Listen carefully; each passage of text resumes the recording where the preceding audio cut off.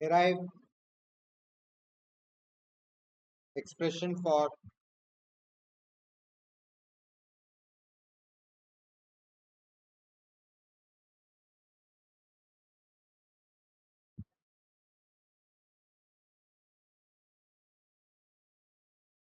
constructive interference and destructive interference। या फिर ये एक और तरह से आ सकता है, कंस्ट्रक्टिव इंटरफियरेंस में इंटेंसिटी क्या रहता है, मैक्स, एंड डिस्ट्रक्टिव इंटरफियरेंस में इंटेंसिटी मिनिमम रहता है, आई मैक्स। पहले कंस्ट्रक्टिव इंटरफियरेंस का देखते हैं।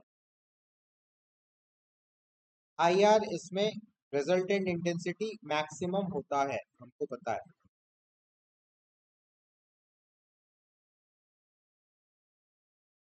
कंस्ट्रक्टिव इंटरफियरेंस, ठीक है। आई आर का फॉर्मूला क्या होता है, I one plus I two plus two root I one I two cos phi. अब ये मैक्स कब होगा, ये चीज मैक्स कब होगा, this is I R is max when cos five जो है वो वन होगा, है ना। और कॉस फाइव वन कब होगा, cos phi is equal to 1 when phi is equal to 0 या फिर 2 पाई या फिर 4 पाई। 0 पे 1 होता है cos phi, 180 पे 1 होता है, 360 पे 1 होता है, dot dot dot dot dot. तो मैं इसको क्या लिख सकता हूँ, जनरल इक्वेशन क्या लिख सकता हूँ, implies cos phi is equal to 1 when phi is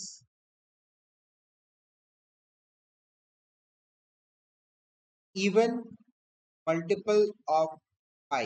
लिख सकता हूँ n का वैल्यू 0 है तो 0, n का वैल्यू 1 है तो 2 पाई, n का वैल्यू 2 है तो 4 पाई, है ना, 2n पाई। तो pi is equal to 2n pi. Constructive interference में फेज डिफरेंस हमेशा 2n पाई के का जनरल फॉर्मूला होगा, मतलब 0, 2 पाई, 4 पाई, 6 पाई, 8 पाई, 10 पाई, ऐसे करके इन जगहों में कंस्ट्रक्टिव इंटरफियरेंस होगा। फेज डिफरेंस जब 0, 180, 360, 540 तरह से जाते रहे, ठीक है। ये तो हो गया फेज डिफरेंस। अब पार्ट डिफरेंस क्या रहेगा, path difference in constructive interference, किसी भी इसमें पार्ट डिफरेंस क्या होता है, हम लोग अभी कुछ देर पहले फॉर्मूला पढ़े थे,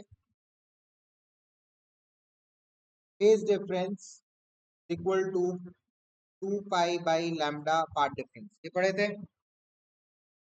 तो डेल्टा एक्स क्या हो जाएगा, lambda by 2 pi into phase difference, ही होगा। अगर मैं पार्ट डिफरेंस का फॉर्मूला निकालना चाह, अब यहाँ पे where phi is equal to, हमारा फाई क्या है कंस्ट्रक्टिव इंटरफेरेंस के लिए, 2n pi, phi is equal to 2n पाई। तो मैं अगर पाई के जगह 2n पाई रख दिया तो क्या हो जाएगा, lambda is equal, delta x is equal to lambda by 2 pi into pi के जगह मैं 2n पाई रख दिया, तो पाई कटा 2 कटा 2 कटा। तो मेरा जो पार्ट डिफरेंस आएगा that should be integral multiple of the wavelength, जितना वेवलेंथ है उसका 1 टाइम्स या 2 टाइम्स या 3 टाइम्स, इस तरह से चलेगा। तो मेरा डेल्टा एक्स क्या आ जाएगा, जनरल फॉर्मूला एन लैम्डा, मतलब मेरा डेल्टा एक्स क्या हो सकता है, या तो 0 हो सकता है, या तो 1 लैम्डा हो सकता है, या तो 2 लैम्डा हो सकता है, या तो 3 लैम्डा हो सकता है। तब जो भी वेवलेंथ ऑफ लाइट है उसके हिसाब से मेरा पार्ट डिफरेंस आया समझ में। एंड आई मैक्स कब होगा, आई मैक्स होगा डायरेक्टली प्रोपोर्शनल टू, आई क्या होता है, I is directly proportional to square of amplitude. यहाँ पे a1 प्लस a2 का स्क्वायर का डायरेक्टली प्रोपोर्शनल रहेगा आई मैक्स। ये हो गया कंस्ट्रक्टिव इंटरफियरेंस के सारे इंपॉर्टेंट पॉइंट्स। एक आई मैक्स आ गया, एक पार्ट डिफरेंस आ गया, और एक यहाँ पे फेज डिफरेंस। ठीक है, चलो अब डिस्ट्रक्टिव इंटरफियरेंस का करके देखो। डिस्ट्रक्टिव इंटरफियरेंस, डिस्ट्रक्टिव इंटरफियरेंस में आई आर क्या रहता है? मिनिमम रहता है, रिजल्टेंट इंटेंसिटी इज मिनिमम। तो फिर वापस वही formula, I R is equal to I one plus I two plus two root I two cos phi. ये पूरा चीज कब मिनिमम रहेगा? जब कॉस फाइव माइनस वन होगा। I R is minimum when cos phi is equal to minus one, subtract हो जाएगा। तो फिर कॉस फाइव माइनस वन कहाँ पे रहता है? When phi is equal to, पहला माइनस कहाँ होता है? 180, है ना? जीरो, नहीं, कॉस जीरो तो वन होता है, सॉरी। पाई, पाई के बाद अगला कहाँ होता है? फिर ऊपर चला जाता है 60, फिर 360 के बाद 60 हो गया पाई, फिर पाई पाई बाई फोर, फिर 6 pi by four, 6 pi by four मतलब pi by two, by four 3/2 हो जाएगा ना? ठीक है,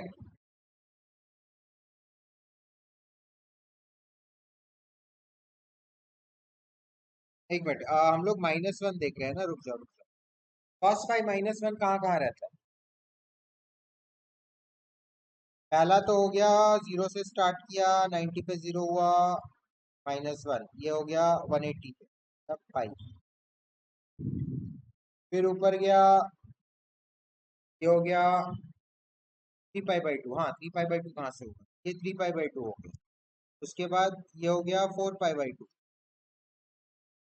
फिर ये हो गया 5 पाई बाई टू, फिर 6 पाई बाई टू, है ना? 6 pi by to, 6 pi by four नहीं, 6 pi by to. 6 pi by to कितना हो गया? 3 पाई, पाई, 3 पाई, 5 पाई, डॉट डॉट डॉट डॉट, यहाँ पे कॉस फाइव माइनस वन हो गया। ठीक है, तो इसको कैसे लिख सकते हैं? जनरल फॉर्मूला क्या हो जाएगा? Implies pi is equal to, ये क्या है देखो, 2n+1 पाई, यही है। n को जीरो रखो तो पाई आ जाएगा, n को वन रखो तो 3 पाई आ जाएगा, n को टू रखो तो 5 पाई आ जाएगा। ये हो गया आपका general formula for phase difference in destructive interference. अब इसी के साथ वही डेल्टा एक्स लगा दो। तो क्या फॉर्मूला पढ़े थे? Pi is equal to 2 pi by lambda delta x. तो फिर डेल्टा एक्स हो गया मेरा λ/2 पाई इंटू फाइव, और फाइव की जगह मैं ये रख दूंगा तो क्या हो जाएगा? डेल्टा एक्स हो गया मेरा λ/2 पाई, पाई की जगह मैं रख दिया 2n+1 पाई। तो मेरा पाई और पाई कट गया, और ये आ गया मेरा 2n+1/2, या फिर को नीचे लिखता 2n+1 λ/2 डेल्टा एक्स। ठीक है, इसका मतलब ये जनरल फॉर्मूला आ गया पार्ट डिफरेंस का। तो मेरा क्या क्या हो जाएगा? n को जीरो रखूंगा तो डेल्टा एक्स मेरा पहला कहाँ पे बनेगा? λ/2।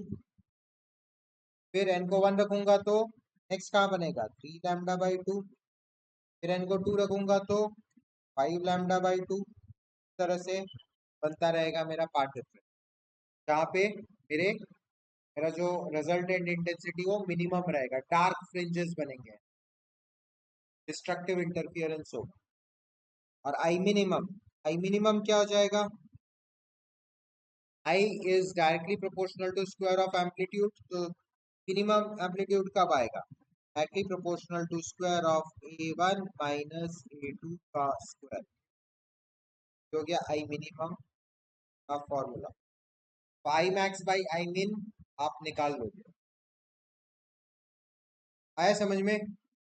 तो हमने सी आई और डी आई दोनों को डिस्कस कर लिया, कंस्ट्रक्टिव इंटरफियरेंस और डिस्ट्रक्टिव इंटरफियरेंस।